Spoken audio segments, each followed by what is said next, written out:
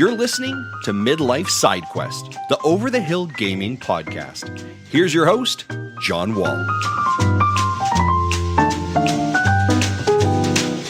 It's Thursday, January 18th, and welcome to another episode of Midlife Side Quest, the Over the Hill video game podcast.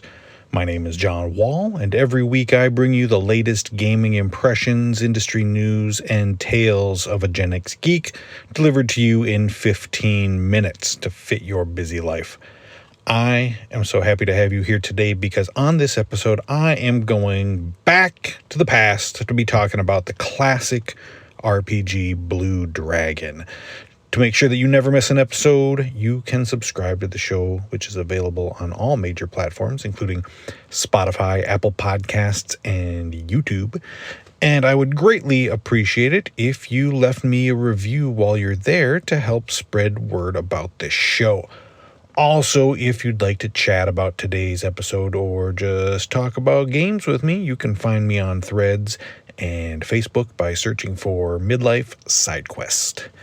Every week I open the episode by sending out some positive vibes. It's a special shout out to somebody who I admire and appreciate in an attempt to spread some good energy throughout the game community.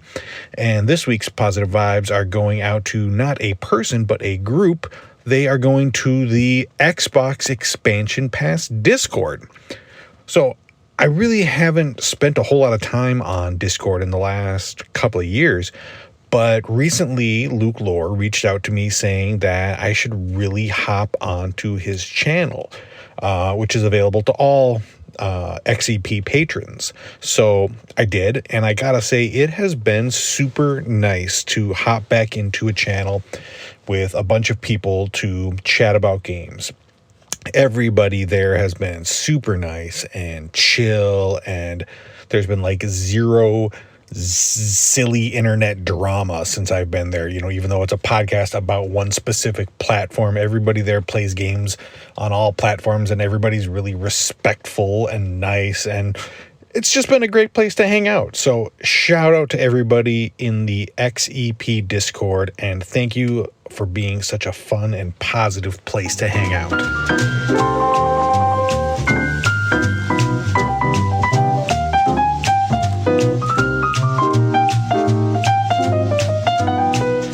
I'm always trying to keep up with the latest game releases throughout most of the year.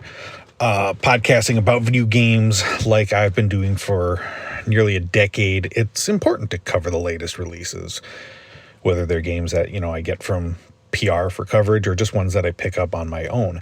And I'm good with that. I like to keep up with what's new.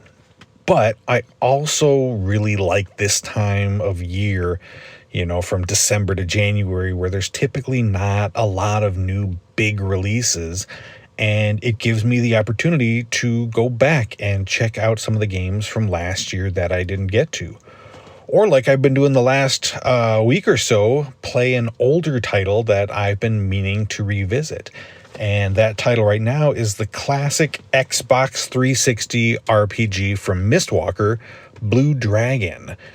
Released in Japan in 2006 and other territories the following summer, Blue Dragon assembled the dream team of Japanese role-playing games. It featured designs by Akira Toriyama of Dragon Ball fame and had Final Fantasy veterans Hironobu Sakaguchi and Nobuo Uematsu on board for writing and music.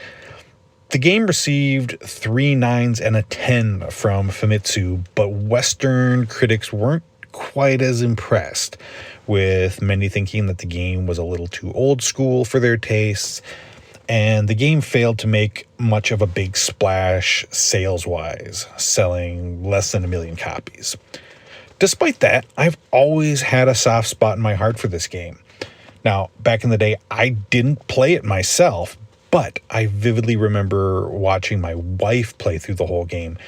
And looking back now at the achievement list this week, it was really funny to realize that she was playing this game right before and after the birth of our son 16 years ago. So wild. Anyway, I decided that this was a good time to revisit the game and play it for myself for the first time. And I gotta say that the game holds up pretty darn well for a game that's, old enough to drive now. I'm not sure if it's received any official Xbox enhancements like FPS boost, but either way, it looks and runs really nice on my Series X. The game tells the story of three young friends, Shu, Jiro, and Kluk, who live in a small town that has been terrified by a creature known as the land shark, who appears every year and attacks the town.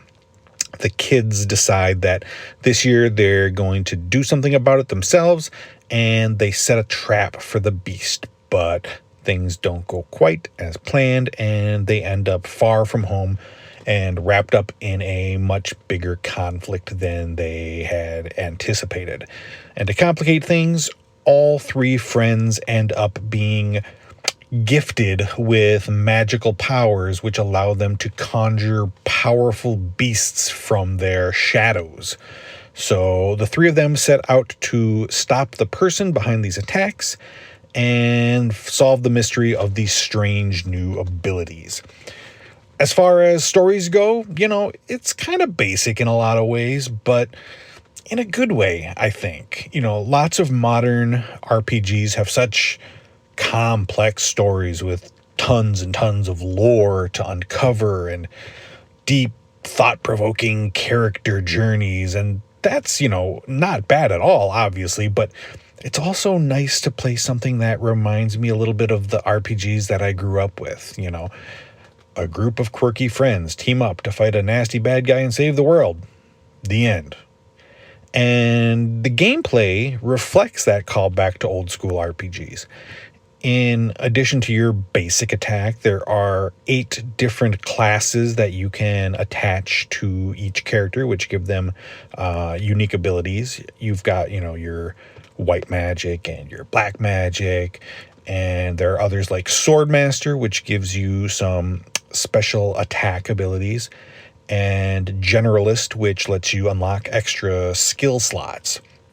It's all pretty familiar stuff for those who grew up in the 16-bit RPG era, and it was nice not to have to worry about, dumping points into a huge skill tree or, other, super complicated mechanics.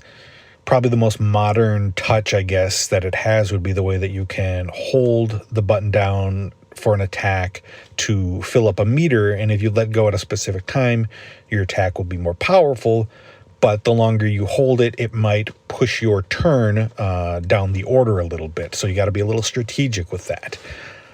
I've put about a dozen or so hours into Blue Dragon so far, and I've had a really good time, going back to this world. The story is simple, but fun. The gameplay is nostalgic for the old days of role-playing games. And the visuals stand up, really well for a game this old. The character designs are great. It's got a lot of voice acting, most of which is pretty good. And there's some cool enemies to fight. I mean, who doesn't love the classic poo snake? He's a poo snake. If you love classic RPGs and you have an Xbox, I really think that you should give this one a shot if you've never played it. I consistently see it on sale for like $5 on Xbox, alongside the other fantastic Lost Odyssey from Mistwalker. So, Xbox exclusive Japanese RPGs. What a world we lived in.